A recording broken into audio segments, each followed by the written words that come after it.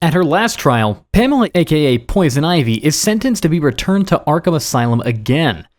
Gotham City's newest district attorney, Janet Van Dorn, presses for life imprisonment, but the court's hands are tied by the fact that Poison Ivy was apprehended by Batman.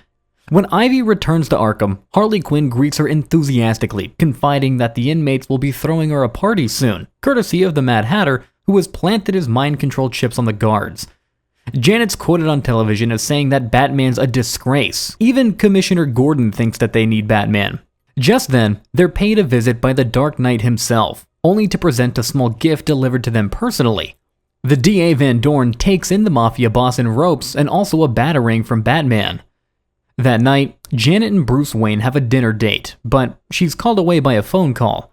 Even after a half an hour, Janet doesn't return to their date, and a short time later, the bat signal appears, and Batman receives a note from Commissioner Gordon informing him that Janet has been kidnapped. He goes to the rendezvous but is ambushed and knocked out by Harley Quinn and Poison Ivy. Batman awakens in a straitjacket, in a cell in Arkham, where Janet has also been taken. Two-Face welcomes her and informs her that, true to her words on television, Batman is going to be put on trial by them, and she will be his attorney. If she succeeds in defending him, they both go free. But failure will result in both of their deaths. An impromptu courtroom is set up in the operating theater. The accused is Batman, the bailiff is ventriloquist and Scarface, prosecutor, Two-Face, defense attorney, Janet Van Dorn. Most surprisingly though, the judge is the Joker. Batman stands before the court accused of creating each and every one of them, driving them to become criminals, freaks, and monsters. But Janet has studied the histories of the rogues thoroughly, and her defense is brilliant. Mad Hatter claims that he was a harmless scientist, but admits that he was driven mad with love for his young assistant Alice, putting him on the path of crime.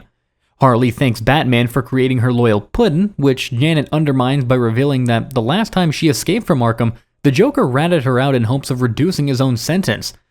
Ivy says it is Batman's fault that she's a criminal since her only crime would have been trying to kill the previous DA, Harvey Dent, who's now Two-Face. However, Janet goads her into admitting the depth and violence of her botanophilia sentiments. Batman urges her to keep the farce going, while elsewhere the police follow the clues he has left. After fixing a tracer that Batman dropped, Gordon finally gets a fix on his location. In her closing argument, Janet realizes that she was wrong about Batman creating the criminals. Even without him, the rogues would have most likely turned out the same way. While Batman may have inspired some of their costumes and dramatic poses, they made their own choice to become criminals. In reality, the criminals created Batman. To her own astonishment, the jury finds Batman not guilty. The Joker congratulates Janet on a job well done, but then merely declares that they're going to execute them both anyway, which was probably planned from the beginning. Batman is dragged into one of the treatment rooms and strapped to the electroshock couch.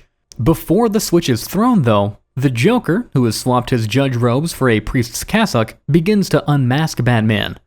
Just then, Janet remembers the batarang Batman left and throws it at the ceiling light, shattering it and plunging the room into darkness.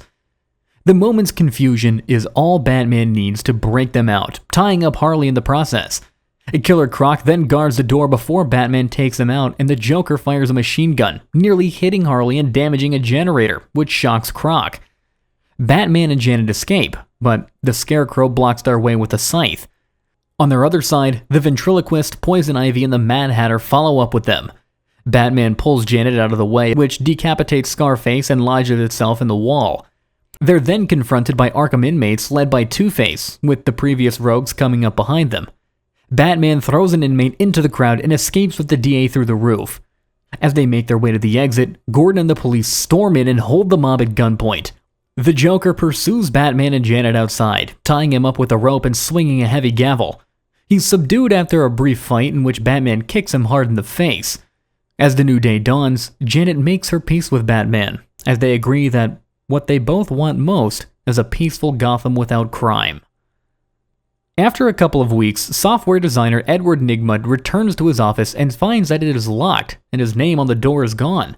His boss, Daniel Mockridge, smugly informs him that he's been fired since Nygma previously sued him for royalties to the computer game that he designed called Riddle of the Minotaur.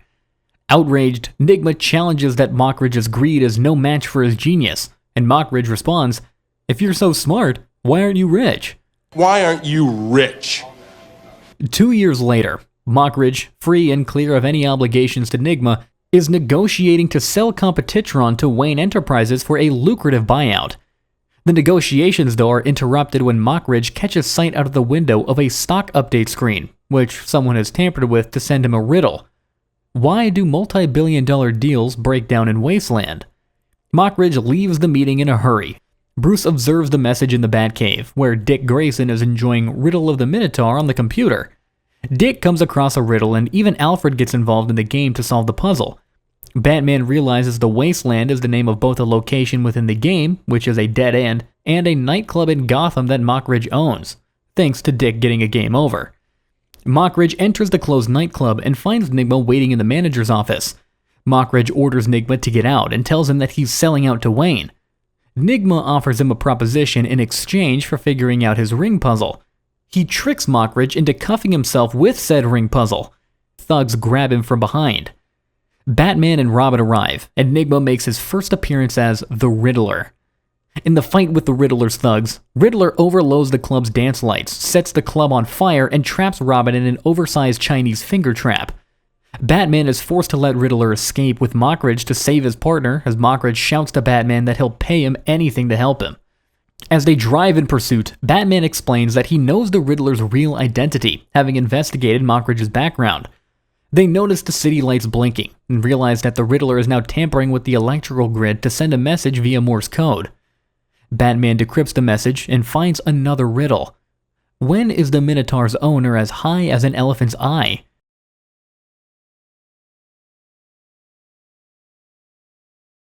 Which he realizes is an invitation to the Riddle of the Minotaur amusement park outside the city, the centerpiece of which is a maze like the one found in the game.